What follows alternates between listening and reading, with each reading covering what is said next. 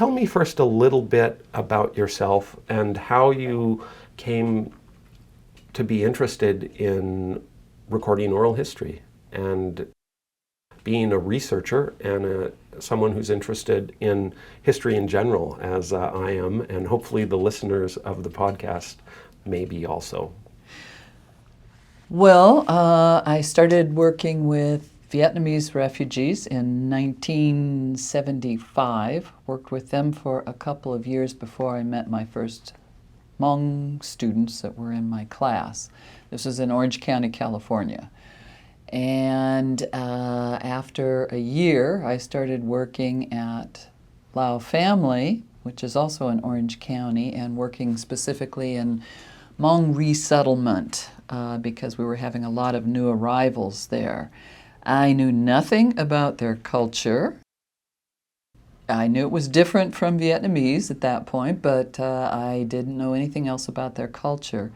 It wasn't until 1984, my first trip to Thailand, that I really had a chance to see there was a lot of information about them that I was lacking. I knew I was lacking cultural information, but that made me realize I was really lacking historical information. There was nothing written about Hmong way back then, except for a few National Geographic articles.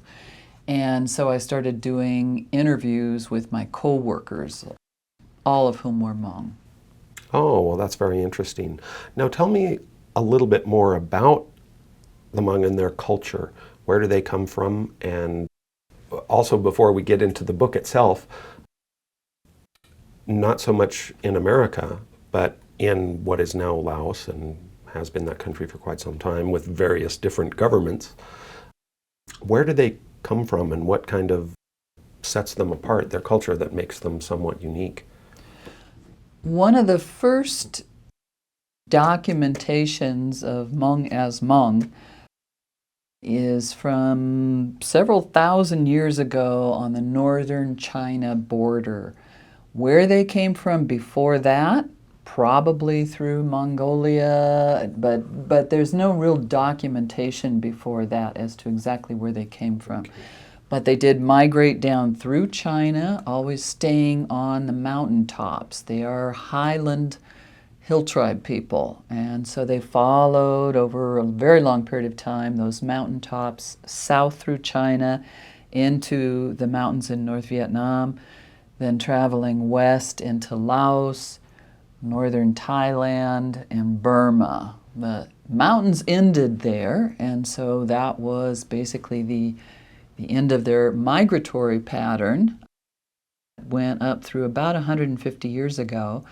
And then as of 1975, after the government changed in Laos, at least many of the Hmong from Laos are now dispersed worldwide. America, Australia, New Zealand, France, French Guyana, Canada, they're worldwide. So, okay. Now tell me, getting into the book a little bit. The book is called Hogs Exit, Jerry Daniels, the Hmong and the CIA. Tell me first about one of the central characters who was really a military leader of the Hmong, and that's General Vang Pao. So who was this Vang Pao character? Vang Pao was born into a Hmong farming family. He was far too ambitious to become a farmer. He wanted to see a larger world, and he became, at an early age, somewhere between 12 and 14 years old, a messenger for the French army that was in Laos at that time. He decided he liked the army. He liked the military life. He joined the Royal Lao Army. He was one of the very few Hmong ethnic group officers in the Royal Lao Army. He was very adept at it. He was a very charismatic man, extremely intelligent, and he rose through those ranks. By 1960 was when the American CIA first contacted him. They'd kept an eye on him for several years before that and decided he was the one that they were going to put their money on. And that first contact was made in 1960. And then the Hmong guerrilla army that he led became deeply involved with CIA. And I see. Now, this conflict was really between, at first, in Laos, the royal army, which perhaps wasn't so democratic, but at least it wasn't a communist government, and that aroused the interest of the United States, certainly. Tell me a little bit about the conflict in, as the French said, Indochina, or as the French called Indochina in general at that time. In, say, 1960, we weren't yet, at least the United States was not yet heavily involved in Vietnam. And in both Vietnam and Laos, you saw a resurgence or an emergence of communist-led guerrilla operations or ultimately governments. Right. So, but particularly in Laos, what was happening? Who were the Pathet Lao, and who were the forces that were kind of aligning against each other? Well, you're right that the 1960 is when the U.S. was in the process of kind of taking over the French Indochina War theater, and it thereafter became the Vietnam War. The war in Laos is often referred to as the Shadow War or the Secret War, because unlike Vietnam, in Vietnam the war was a public war, and it was run by the Joint Chiefs of Staff, but the secret war in Laos was run only by the CIA, and it fully funded that because of the same interest that Vang Pao had in anti-communist operations, since there were both homegrown Pathet Lao, Communist Lao in Laos, and also North Vietnamese coming in from North Vietnam. These communist troops were taking over the tribal lands. And so Vang Pao, who eventually became a general, General Vang Pao and his troops were fighting to keep those communist troops off of their tribal lands. Off of their tribal lands, yeah. Territorial kind of dispute. So getting into the book, it's really about a Missoula character, I guess is the way, perhaps a way to describe it. Who was Jerry Daniels? And just a little bit about someone obviously from Missoula, from a family that loved the outdoors, and he obviously became a smoke jumper fairly early as a fairly young man. Mm-hmm. But give us a brief background on Jerry Daniels before he, of course, went to Southeast Asia. How did a smoke jumper end up in Laos? Eventually we'll get there, yeah. So Gayle, Jerry was from Missoula, Montana. He ultimately went into the smoke jumper program, became a smoke jumper, and then was recruited by the CIA, or how did he first get involved with going overseas, going to become involved in this conflict? Yeah. The CIA had already contacted very quietly some of the base managers, especially at Missoula and the smoke jumper base at McCall in Idaho. And they had been alerted that the agency was looking for, or at least the U.S. government was looking for, some unattached young men who had the right stuff. All of the smoke jumpers knew how to work with parachutes, but the supervisors kept their eyes open for those who were willing to go above and beyond, had a lot of physical stamina, were bright, were easy to work with, just seemed to have the right qualities.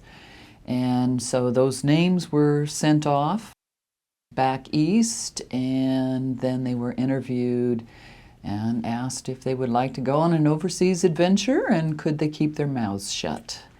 And all of those who went were very good at just that. So Jerry went. Now, as I understand it, at first he was pretty much a cargo kicker. Yes. He wasn't a field officer. Right. Ultimately, he became a field officer and he was assigned to General Vung Pao. But first, he was kicking cargo. He was based probably at Longcheng, Vang Pao's base, or no? No. Where did he go first? 1960, we're back to that critical year again when the CIA first makes contact with Vang Pao. Within a very few months after that, Jerry and a number of other Missoula and McCall smoke jumpers were contacted, recruited, ended up in Thailand. And from bases, American air bases in Thailand, they were dropping cargo over Laos down to Vang Pao and his troops. But they weren't based in Laos at that point. So they probably operated out of Korat, Nakhon Ratchasima, too far south, but or Udorn. Udorn, yeah, because that was a large American base there. Yeah. Then he ends up. He liked it. He liked it. He ends up getting a promotion, so to speak. How does that happen? He liked it. He decided he wanted to stick around, but he didn't want to stick around as a cargo kicker anymore. He wanted to see more of the action. He always liked operations. That was his big thing. And so he talked to the powers that be and said that's what he would like to do. And they said, well, okay, you need to put a few things in play first, get back to the university, which was University of Montana at Missoula, and get your degree, not necessarily in anything, just get a degree, and then junior officer training, and then you can become a junior case officer and start working on the ground in Laos. And so that's what he did. He was going back and forth for many years getting that college degree and eventually went through all of that training. And by 1965, he was back in Laos and working on the ground as a CIA case officer. Advisor at that point. He was not assigned yet to Vang Pao as a case officer, but he was an advisor. But that's what ultimately happened. Yes. He was assigned to Vang Pao, and he spent a lot of time at Longcheng. Yes. And supervised a lot of the operations there, obviously, and was working with Vang Pao and was a liaison there. How many years was he with Vang Pao in Laos? Would that be 65 to... Yeah, 65 to 75. So they obviously had there was a bond between them, and it was something that really happened over many years, 10 years. Yes. Now, ultimately, what happened, we know the United States withdrew from Vietnam, 1973. The CIA kind of cuts and runs and says, okay, we're out of here, boys. And there was a big evacuation that happened. The evacuation happened in 75. Yes. But yes, there was a drawdown that was going on during that whole 2-year period of personnel and equipment and that sort of thing. And in the end of April in 1975 is when there was the big evacuation from Saigon, which people got to watch on television in the front page of the New York Times. And again, it was a very public event that was going on as those Vietnamese who had worked very closely with American military or intelligence or whatever were getting onto planes and leaving. So it was an air evacuation that was taking place there. Very few people realized that it was 2 weeks later that a similar, smaller but still similar evacuation took place in Laos, because it was a secret war, that the CIA, through Jerry Daniels, orchestrated the evacuation of General Vang Pao and 2,500 of his soldiers from Laos and their families, from Laos to Thailand. Yes, and you've also written an earlier book that was really about this subject. Yes. Right. And I certainly recommend Sky is Falling. Sky is Falling, because it's a fascinating account of what happened there. After the evacuation, he comes back to Montana and he helps these Hmong refugees established themselves first in Missoula, and he then goes back and starts kind of a different chapter working for USAID and working basically as a State Department employee. First of all, how did the Hmong react to Missoula, Montana? I guess we're kind of a mountainous place. Was it a natural place, or maybe not for them to Well, come? there's a few steps in between. Thailand refugee. Yeah.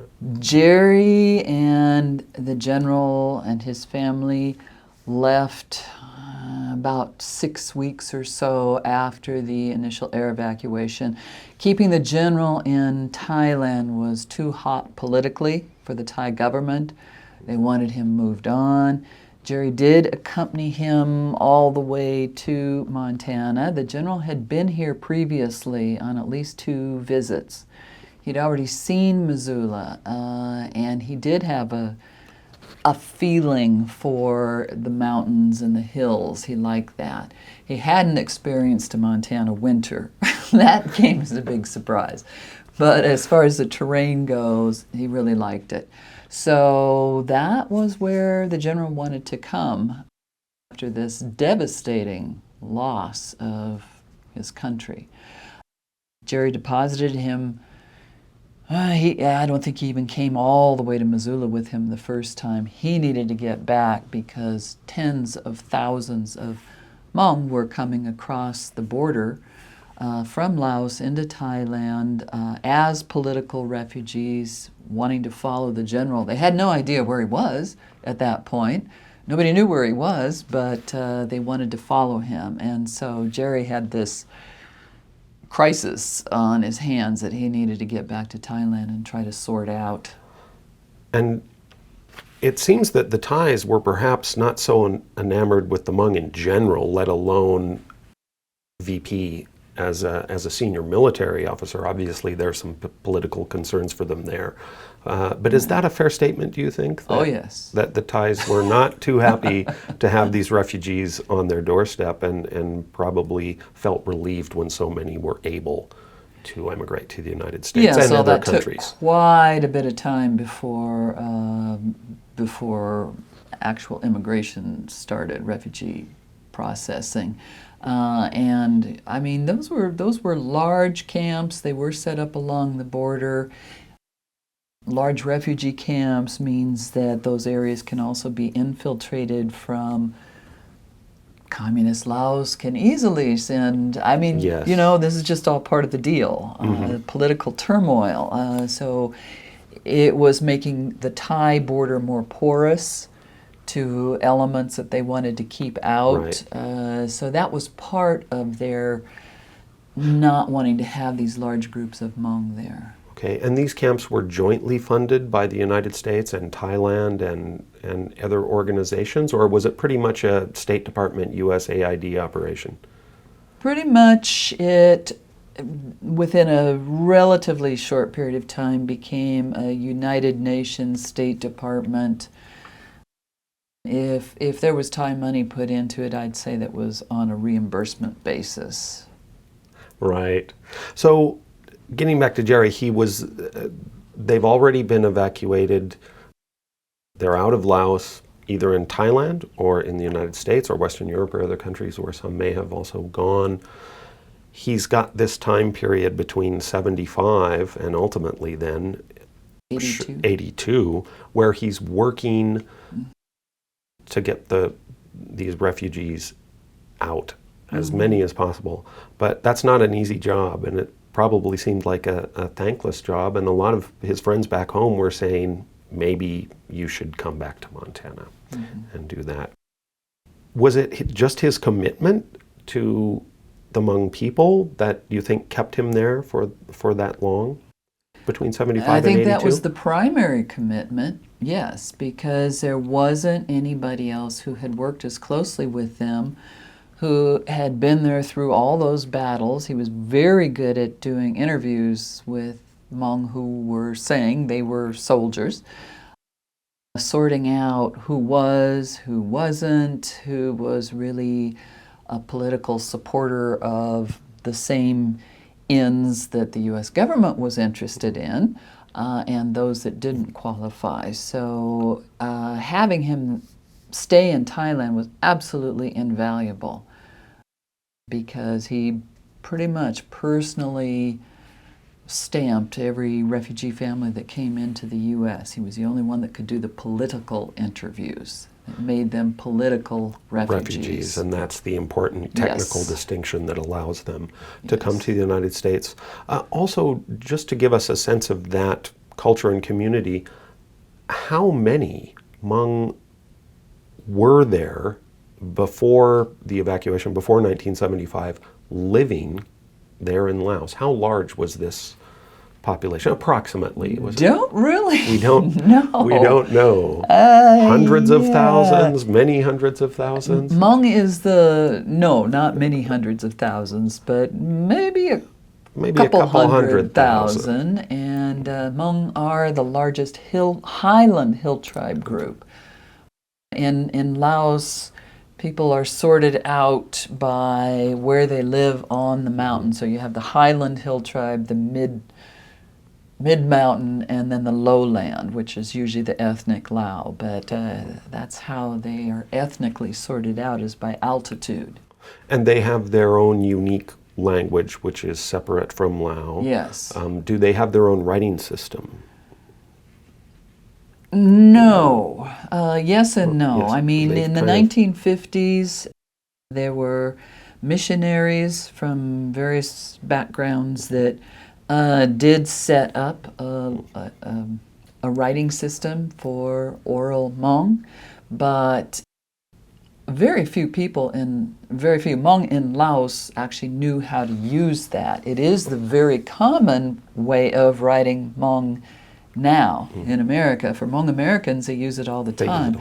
But in Laos, they didn't. If they went to school, they learned a little bit of basic Lao writing, but Hmong wasn't really used. So getting back to Jerry, he was there in Thailand working, assisting these refugees to get political status to come back to the United States.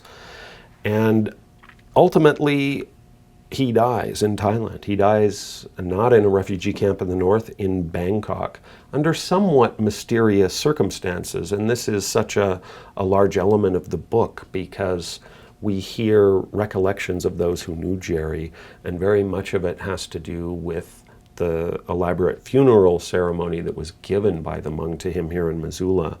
But that was the major event. And what happened in Bangkok in 1982? A body was found in his apartment 2 to 3 days after he had last been seen. That body was so bloated and blackened that one of his friends, who certainly would recognize him, said that it was unrecognizable. The friend who found the body immediately called the American embassy, and security came over and the Thai police came over. But the man who actually found the body did not recognize it as being Jerry. That's the first thing. Many people who were in Vietnam, Laos during the war years are quite baffled by why a body that apparently has died 2 or 3 days previous in an apartment in Bangkok would be that disfigured, that it should not have been an unrecognizable body. That's large because there are a lot of American vets who are quite puzzled by that.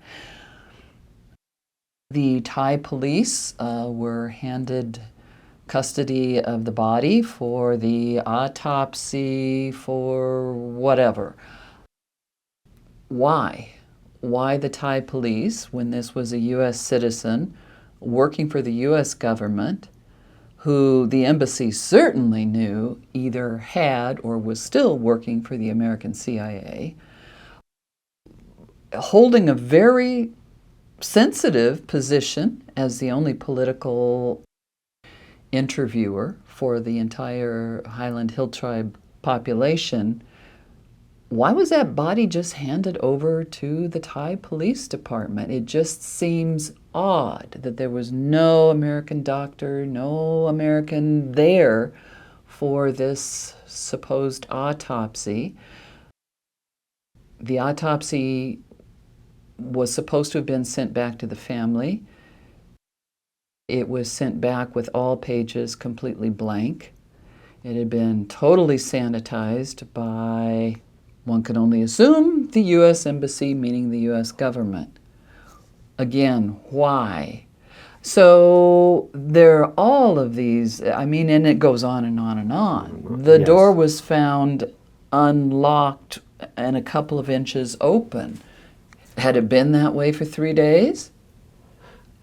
And the air things conditioning, there were so many things. The air conditioning was off, off. and his friends knew that he loved to have his air conditioning Well, and when at he was the end of sleeping. April in Bangkok, you don't survive without your air conditioning on. So many, many things did not add up, and none of those were ever addressed and answered by the U.S. government. Yes, there are some other unusual circumstances as well. This was supposed to be a propane heater that was not turned off, and carbon monoxide poisoning was ultimately ruled the cause of his death. Mm-hmm. There was also a young Thai man in the room who survived. In the next room. In the next room, who But survived. they had an adjoining bathroom. Yes. I see. And so the propane water heater Was had shared. gone out in the bathroom, and in one room, supposedly Jerry dies, and in the other room, the Thai man was semi-conscious. He wasn't making much sense, but he was conscious. He was taken to the Thai military hospital. There are notes that say he was going to be interviewed on a certain afternoon or the next day, something like that. And that's the end of the story. There are no notes that came from that. He would have been the last person to see Jerry alive. And there is nothing about that young man, and he disappeared from the Into hospital, the never ether. to be seen again. But it did appear that he was suffering, obviously he was incapacitated, or he was suffering perhaps from carbon monoxide Yes. poisoning. He clearly Yes, had those effects. Right. he did when they found him, but He they recovered. ran tox labs on the body that was found. What were the tox labs on the Thai? There's nothing to compare it with. So how could 2 rooms with an adjoining bathroom, let's compare some numbers here on with the autopsy report, Right. which we don't have. Yes. Now, another thing that puzzled a lot of his friends, especially when his body came home to Missoula for the funeral, is that the casket was permanently sealed, apparently by the U.S. State Department, and the CIA actually sent agents to Missoula, Montana for that funeral, and many suggested by their lack of communication with anyone else at the funeral that they were really there to guard that casket and make sure that no one opened it, whether it was someone at the funeral home or whether it was one of Jerry's friends. Why did that seem so odd to his friends and family here in Missoula? Is it normal? Is it a normal thing that a American citizen in the employ of either the State Department or the CIA would, remains are returned and the casket is permanently sealed? Well, one of the speakers in the book, and several of them have said this, ones who have worked with the State Department have said that, badly burned or decomposed or whatever, bodies that are in bad shape, it's not something surprising that they would be sent home in a sealed casket. So it's not terribly uncommon. It is uncommon because they don't have bodies that often. Military is different, but Right. those coming through the embassy, not that often, but it does happen, yes. If they're disfigured, they don't want to bring more emotional turmoil to the family Right. by opening it. I see. So, because of this, there are a number of conspiracy theories Yes. are circulating out of this. So, one would be, it's really not Jerry in that casket, and he's got a new identity, and he's still working for the CIA, and he's out in the world somewhere. There are also some reports of people who knew him who said, oh yes, I saw Jerry in some far-flung corner of Southeast Asia somewhere. Can you talk a little bit about how the conspiracy theories and got going and what some of those are? Well, who knows how they get going, but any number of Hmong have, he was sighted in Ohio, he was sighted in Sacramento, he was sighted on the Plain of Jars, it goes on and on. Right. But when I track it back, because I tracked on all of those stories about, okay, you saw him? No, not me. But Right, I heard that it's hard from my to- cousin. And then, okay, where's your cousin? And I go back and back and back until there's nowhere to go, but I still don't have, well, it's just what I heard. There really is nobody more for me to talk to. So I have never been able to actually find a person and question them as to why exactly did you think that? And who knows? I mean, Yeah. this is not the only case where such theories have been proposed. Wanting him to be alive Wanting him, exactly. is enough to create the possibility of somebody who looks like him. Now, the format of the book is really a series of recollections of those who knew him, those who worked with him.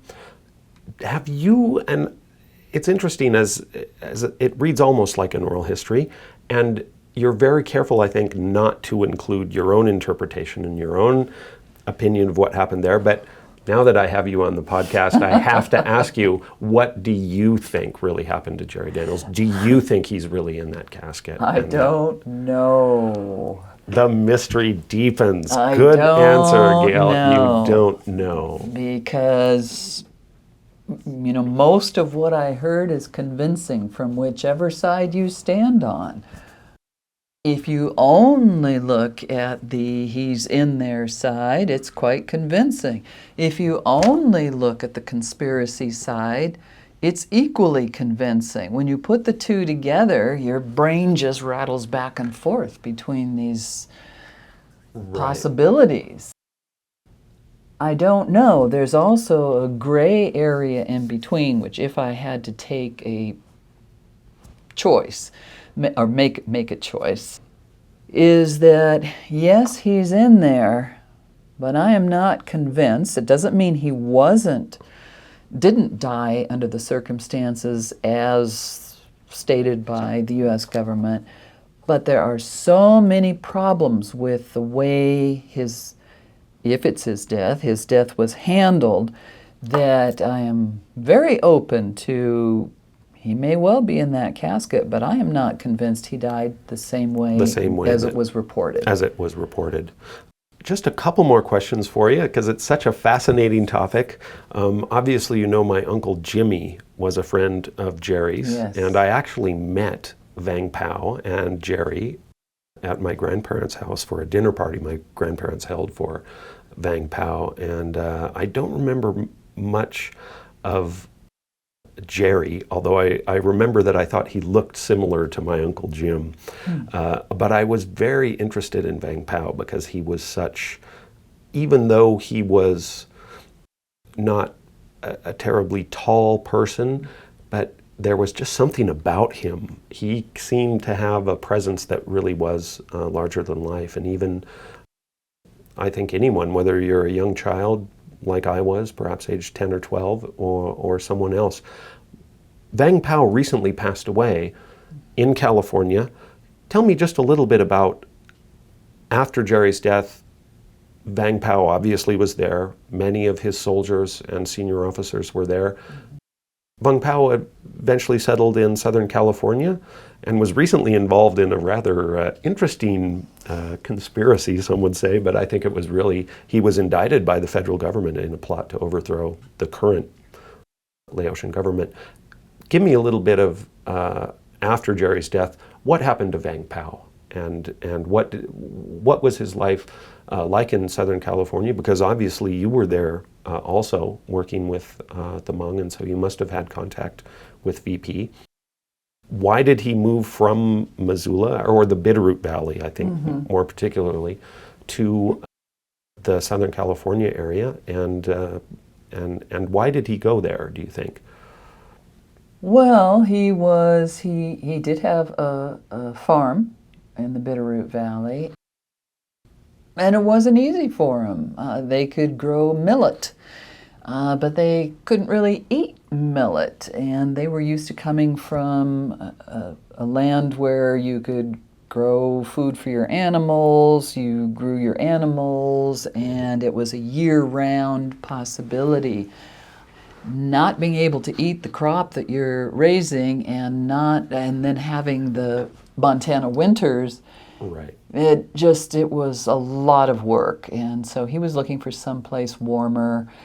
He also other had economic opportunities. Yes, also he had a good number of people that were living here in this area that were unable to find jobs, and so that's how they ended up in Orange County. He was looking around, and there were a lot of, especially in the electronics assembly, that was a big opportunity down there at that time, and so many Hmong came down. You didn't need a lot of language. You needed to learn the skills for electronics assembly. Yeah. And so it was a good fit.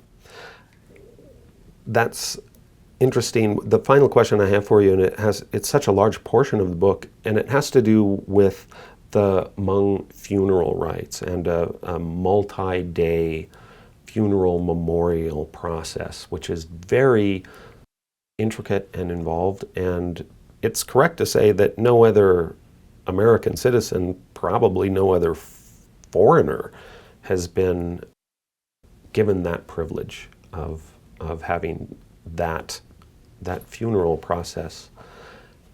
And a lot of what we read in the book are really recollections of Jerry from people who were there, and they're really remembering kind of what happened at that event. So where was that held? Tell us a little bit about the funeral, how many people were there, who came from Laos, and so forth, because it is such a large part Laos. of the... Well, certainly not the Pathet Lao government didn't come over, but many who had worked in Laos. Yes. Hmong from Laos, yes, attended, and many of Jerry's co-workers were there. It was held at the Mountain View Funeral Home down on South Russell. It did go on for 3 days normally at a Hmong funeral, it'll go on 24 hours a day for 3 days. That was a little too radical for here, and so they closed at 10 o'clock at night. And they had to do certain accommodations for having a closed casket and the other things. Yes, although the Hmong did not accommodate that well within their culture, and this is where there's a big rubbing point with the American government sticking with what appears to be their rules, but the Hmong saying, well, within our culture, and remember, it was a Hmong funeral, so that they can't verify open that casket and verify that Jerry is in there, flies right in the face of the entire purpose of the funeral.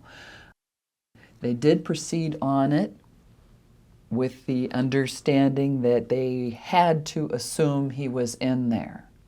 That is as close as they came, was that they were forced to assume that he was in there. But they were not convinced, and neither were a good number of the Americans there. And that's not to say all of them by any means.